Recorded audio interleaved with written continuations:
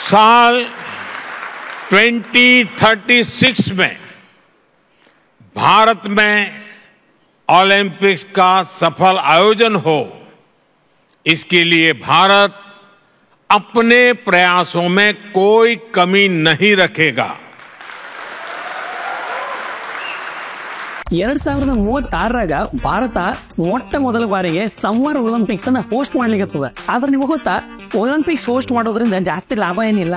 In fact Montreal city 1976 Olympics host ಮಾಡಿದ್ಮೇಲೆ ಅವರಿಗೆ $1.5 billion ಗಿಂತ ಜಾಸ್ತಿ ಸಾಲ ಆಗ್ಬಿಡ್ತು. ಇದನ್ನ ಚುಕ್ತಿ ಮಾಡ್ಲಿಕ್ಕೆ ಅವ್ರಿಗೆ 30 ವರ್ಷ ಬೇಕಾಯ್ತು. ಮತ್ತೆ ಯಾಕೆ ಒಲಿಂಪಿಕ್ಸ್ ಅನ್ನ ಹೋಸ್ಟ್ ಮಾಡ್ಲಿಕ್ಕೆ ಭಾರತ ಆತುರದಿಂದ ಕಾಯ್ಲಿಕ್ಕತ್ತದ? ಒಲಿಂಪಿಕ್ಸ್ ಅನ್ನ ಹೋಸ್ಟ್ ಮಾಡ್ಲಿಕ್ಕೆ ಎಷ್ಟು ರೊಕ್ಕ ಬೇಕಾಗ್ಬೋದು? ಒಲಿಂಪಿಕ್ಸ್ ಅನ್ನ ಹೋಸ್ಟ್ ಮಾಡೋದ್ರಿಂದ ದೇಶಗಳಿಗೆ ಏನಾದ್ರು ಲಾಭ ಆಗ್ತದ? ಒಲಿಂಪಿಕ್ಸ್ ಅನ್ನ ಹೋಸ್ಟ್ ಮಾಡ್ಲಿಕ್ಕೆ ಭಾರತ ಹೆಂಗ್ ರೆಡಿ ಆಗ್ಲಿಕ್ಕತ್ತದ? ಬರೀ ತಿಳ್ಕೊಳ್ಳೋಣ ಅಂತ. ಹಾಯ್, ನಾನು ನಿಮ್ಮ ವಿಲಾಸ್ ಕುಲಕರ್ಣಿ.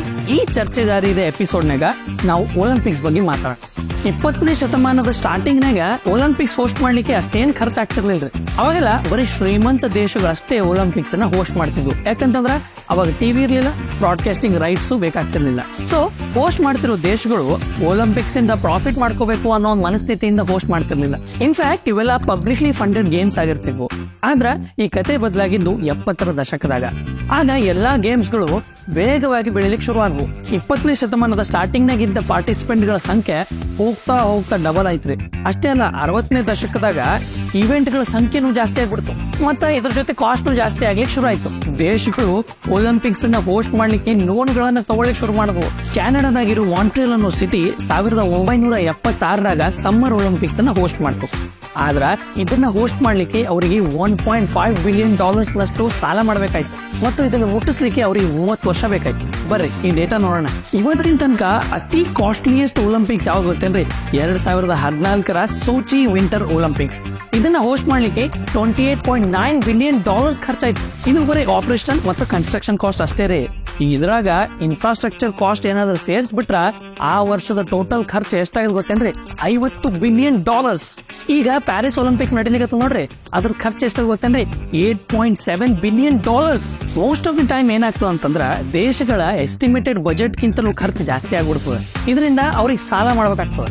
ಅರೆ, $1 ಬಿಲಿಯನ್ ಗಟ್ಟಲೆ ಖರ್ಚಾಗುವಂತದ್ದು ಏನ್ ಮಾಡ್ತಾರ ಅಂತ ನೀವು ಯೋಚಿಸ್ಲಿಕ್ಕೆ.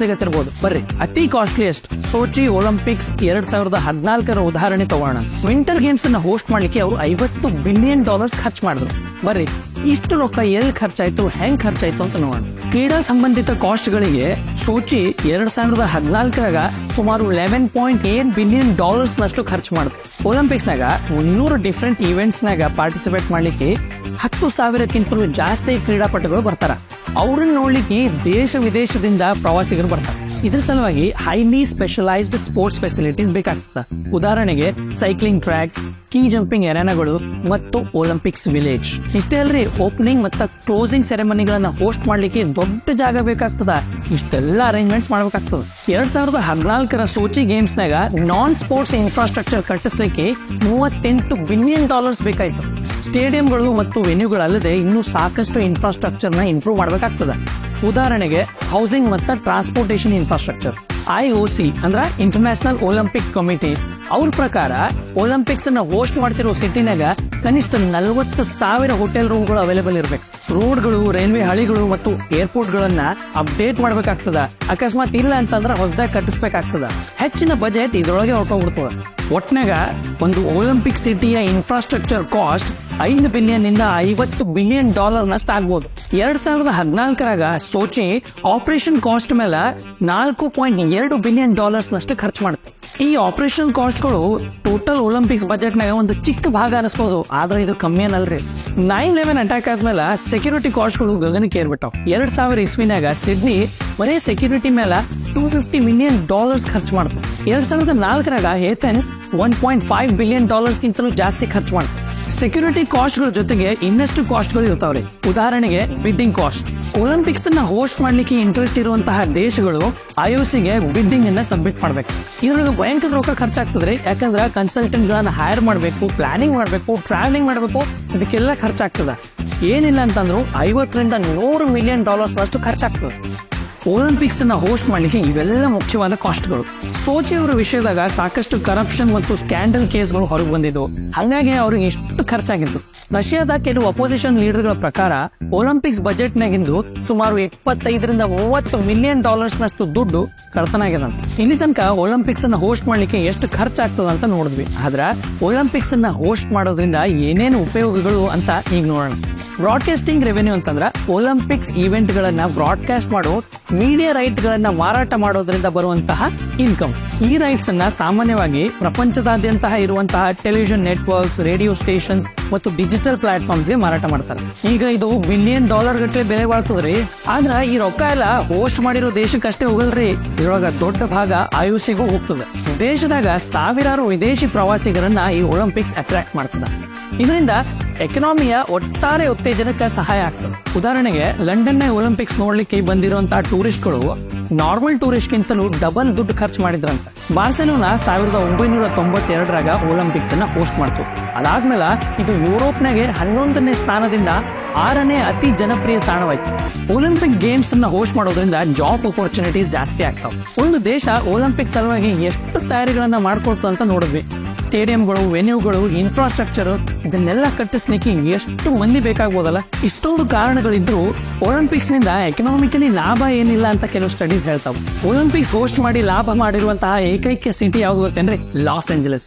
ಯಾಕಂದ್ರ ಅದಕ್ಕೆ ಬೇಕಾದಂತಹ ಇನ್ಫ್ರಾಸ್ಟ್ರಕ್ಚರ್ ಎಲ್ಲ ಅಲ್ಲಿ ಮೊದಲೇ ಇತ್ತು. 2012ರಾಗ ಲಂಡನ್ $18 ಬಿಲಿಯನ್ ಖರ್ಚು ಮಾಡಿ 5.2 ಬಿಲಿಯನ್ ಅಷ್ಟೇ ಗಳಿಸ್ತು. 2010ರಾಗ ವ್ಯಾನ್ಕೂವರ್ $7.6 ಬಿಲಿಯನ್ ಖರ್ಚು ಮಾಡಿ $2.8 ಬಿಲಿಯನ್ ಗಳಿಸ್ತು. 2008ರಾಗ ಬೀಜಿಂಗ್ $40 ಬಿಲಿಯನ್ ಖರ್ಚು ಮಾಡಿ $3.6 ಬಿಲಿಯನ್ ಅಷ್ಟೇ ಗಳಿಸ್ತು. ಮತ್ತ್ಯಾಕೆ ಇಂಡಿಯಾದಂತಹ ದೇಶಗಳು ಒಲಿಂಪಿಕ್ಸ್ ಅನ್ನ ಹೋಸ್ಟ್ ಮಾಡ್ಲಿಕ್ಕೆ ಒಲವು ತೋರಿಸ್ಲಿಕ್ಕತ್ತವ? ಯಾಕಂದ್ರ ಒಲಿಂಪಿಕ್ಸ್ ಕ್ರೀಡೆಯ ಶಿಖರ. ಒಲಿಂಪಿಕ್ಸ್ ಅನ್ನ ಹೋಸ್ಟ್ ಮಾಡೋದ್ರಿಂದ ದೇಶದ ತುಂಬೆಲ್ಲ ರಾಷ್ಟ್ರ ಭಾವ ಮೂಡ್ತದೆ. ಒಂದು ಜಾಗತಿಕ ಸಮೀಕ್ಷೆ ಪ್ರಕಾರ ಅವ್ರ ದೇಶ ಒಲಿಂಪಿಕ್ಸ್ ನಾಗ ಚಲೋ ಪರ್ಫಾರ್ಮ್ ಮಾಡ್ತು ಅಂತಂದ್ರೆ ಅವ್ರ ದೇಶಭಕ್ತಿ ಇನ್ನೂ ಜಾಸ್ತಿ ಆಗ್ತದ ಅಂತ ಕೆಲವರು ಹೇಳ್ಯಾರಂತ.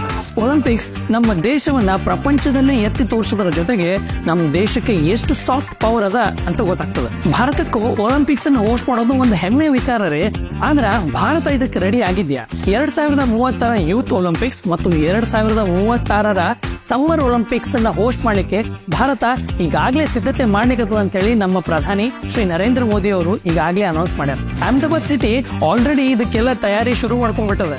2036ರ ಪೊಟೆನ್ಶಿಯಲ್ ಬಿಡ್ ಸಲುವಾಗಿ ಇನ್ಫ್ರಾಸ್ಟ್ರಕ್ಚರ್ ನ ಸ್ಟಡಿ ಮಾಡೋ ಸಲುವಾಗಿ ಅಹಮದಾಬಾದ್ ನಿಂದ ಒಂದು ನಿಯೋಗ ಪ್ಯಾರಿಸ್ ಭೇಟಿ ಮಾಡೋರಿದ್ದಾರೆ. ನರೇಂದ್ರ ಮೋದಿ ಸ್ಟೇಡಿಯಂ ಬಾಜುನೆ 236 ಎಕರೆದಾಗ ಸರ್ದಾರ್ ವಲ್ಲಭಾಯ್ ಪಟೇಲ್ ಸ್ಪೋರ್ಟ್ಸ್ ಎನ್ಕ್ಲೇವ್ ಅನ್ನ ಸುಮಾರು 6,000 ಕೋಟಿ ರೂಪಾಯಿ ಕೊಟ್ಟು ಡೆವಲಪ್ ಮಾಡ್ಲಿಕ್ಕೆ ಮತ್ತು 20 ಒಲಿಂಪಿಕ್ ಕ್ರೀಡಾ ವಿಭಾಗಗಳಿಗೆ ಬೇಕಾಗುವಂತಹ ಫೆಸಿಲಿಟೀಸ್ ಅಲ್ಲಿ ಇರ್ತಾವಂತ. ಗುಜರಾತ್ ರಾಜ್ಯ ಸರ್ಕಾರದವರು ಮಣಿಪುರ್ ಗೋದಾವಿಯ ಪಶ್ಚಿಮ ಹೊರವಲಯದಲ್ಲಿ ಒಲಿಂಪಿಕ್ ವಿಲೇಜ್ ಅನ್ನ ಕೂಡ ಪ್ಲಾನ್ ಮಾಡ್ಲಿಕ್ಕೆ 200 ಎಕರೆ ಜಮೀನ್ದಾಗ ವಿಲೇಜ್ ಮತ್ತು ಟ್ರೈನಿಂಗ್ ಸೆಂಟರ್ ನ ಡೆವಲಪ್ ಮಾಡೋರಿದ್ದಾರೆ. ಇದು ಕ್ರೀಡಾಪಟುಗಳಿಗೆ ಎಲ್ಲಾ ರೀತಿಯ ಸೌಲಭ್ಯಗಳನ್ನ ಕೊಡ್ತದ.